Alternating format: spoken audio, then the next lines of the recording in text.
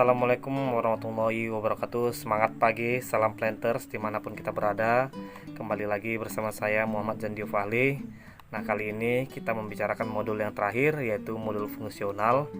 Dalam hal ini, kita sebagai seorang planters haruslah memahami manajemen produksi. Nah, untuk kita yang biasa berkecimpung di tanaman kelapa sawit, yang dimulai dari pembibitan lalu masuk ke penanaman bibit di areal planting ataupun areal tanaman baru, selanjutnya tanaman kita memasuki masa TBM dan dilakukannya best management practice untuk menjadikan TBM prima. Selanjutnya juga di masa TM barulah tanaman kelapa sawit ini dapat berproduksi, dan selanjutnya proses panen dan pengangkutan produksi kelapa sawit ke PKS, dan di PKS inilah TBS tadi diolah hingga menjadi CVO dan dilakukan pengelolaan selanjutnya untuk produk lainnya. Nah, dalam mendukung kegiatan produksi dalam bisnis perkebunan, tentunya membutuhkan pengelolaan air yang baik. Dalam hal ini harus disesuaikan dengan kondisi tanah ataupun topografi dari lahan perkebunan itu sendiri. Serta perencanaan dan pemeliharaan jalan juga jembatan harus dilakukan dan diawasi juga dengan baik. Nah, seperti yang kita ketahui, sektor perkebunan merupakan salah satu penyumbang besar bagi devisa negara. Tentunya bagi pemilik atau pelaku usaha perkebunan menginginkan usaha tersebut memperoleh laba. Sehingga dalam memajukan usaha perkebunan, prinsip pengelolaan ekonomi juga haruslah baik.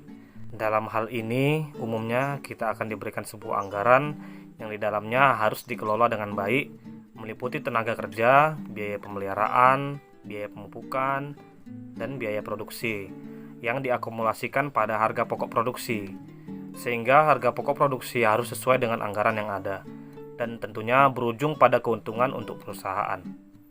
Kalau bicara kegiatan di perkebunan, tentunya kita semua pekerja pastilah memiliki risiko di masing-masing bidang pekerjaan kita, sehingga saat ini untuk perusahaan perkebunan wajib menerapkan SMK 3 atau Sistem Manajemen Kesehatan Keselamatan Kerja, di mana perusahaan berkewajiban melakukan perlindungan terhadap karyawannya, dan juga perusahaan diharuskan melakukan sosialisasi ataupun melakukan pelatihan pada karyawannya mengenai K3 ini, sehingga kita semua yang bekerja di dalam perusahaan merasa terlindungi dan terjamin keselamatan kerjanya. Dan juga dalam bisnis perkebunan kita ini juga terkenal sistem manajemen mutu atau SMM, di mana produk ataupun tata cara penghasilan produk perkebunan memiliki standar-standar khusus yang telah ditetapkan acuannya.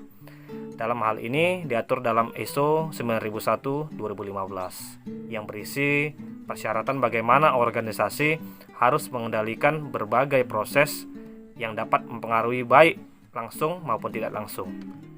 Caratan tersebut pada dasarnya adalah satuan dari praktik kegiatan sehari-hari yang mengalami penyesuaian dengan dituntut di ISO 9001, sehingga pada akhirnya terjadi penjaminan mutu. ISO 9001 bertujuan untuk menjamin konsistensi organisasi dalam menghasilkan produk bermutu yang memuaskan pelanggannya. Nah, mungkin inilah yang dapat saya sampaikan mengenai modul fungsional. Lebih dan kurang saya mohon maaf, dan saya ucapkan terima kasih. Sampai jumpa lagi. Assalamualaikum warahmatullahi wabarakatuh.